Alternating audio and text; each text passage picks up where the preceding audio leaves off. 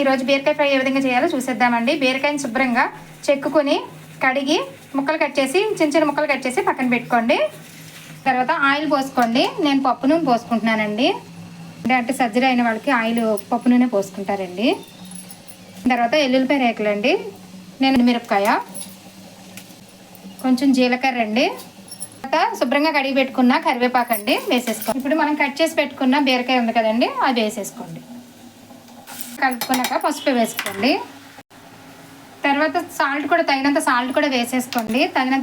వేసేసుకుని బాగా కలిపేసుకోండి.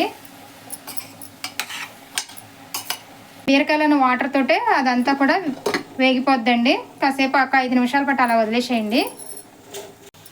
వాటర్ అంతా డ్రై అయిపోయే వరకు కూడా వేపుకోవాలండి. కొంచెం జీలకర్ర పొడి అండి, జీలకర్ర పొడి వేస్తున్నాను. టేస్ట్కి తగ్గ కారం కొంచెం తక్కువనే కదా. ఇంక ఇప్పుడు స్టవ్ బంద్ చేసేసుకోండి. దీన్ని ఒక బౌల్లోకి తీసేసుకుందాం. ఎంతో టేస్టీగా ఉండే బీరకాయ వేపుడు రెడీ అయిపోయిందండి. ఒక్కసారి ఈ విధంగా ట్రై చేయండి ఫ్రెండ్స్. నచ్చితే లైక్ చేయండి, ప్లీజ్ సబ్స్క్రైబ్ చేయండి ఫ్రెండ్స్.